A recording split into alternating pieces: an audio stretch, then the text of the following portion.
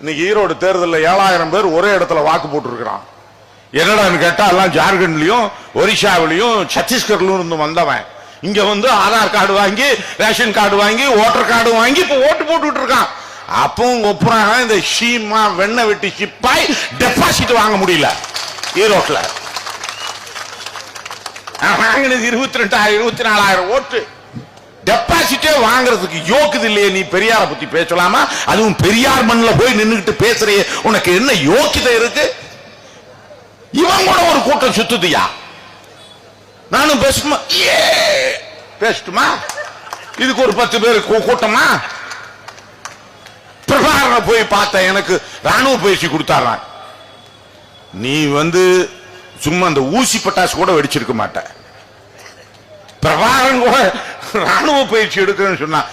பிரபாகரன் ஒரு மிகப்பெரிய போராளி. இழிவுபடுத்தாதீர்கள் தயவு செய்து சீமான் அவர்களை. அவரோடு சாப்பிட்டுன்னு கூட சொல்லு, ஏதோ போய் தொலைதுன்னு விடுறோம். நீ பார்த்தது உண்மை. உனக்கு துப்பாக்கி பயிற்சி கொடுத்தார், போர் பயிற்சி கொடுத்தார், போர் முனையிலே பார்த்தேன். சொத்தங்களே இவர் எப்படி ஏமாத்துறான் பாருங்க. கொடுத்தான் ஈரோட்ல ஆப்பு 24,000 ஓட்டு தாயா. சிங்கம் இன்னைக்கு 1,27,000 ஓட்டு வாங்கி இருக்குதுயா. டெபாசிட் போயிடுச்சு அவனுக்கு. நின்னா அத்தனை 47 பேருக்கும் டெபாசிட் போயிடுச்சு. இது தமிழ்நாடு, பெரியாருடைய மண், அண்ணாவனுடைய மண், கலைஞர் முத்தமிழறிஞர் ஊட்டி ஊட்டி வளர்த்த மண். தாய் மொழியும் இந்த இன உணர்வையும் இந்த நாட்டினுடைய உணர்வையும் ஊட்டி வளர்த்தவர்கள். இங்க போய் பாட்சா பழிக்குமா? மோடி பாட்சா பழிக்குமா?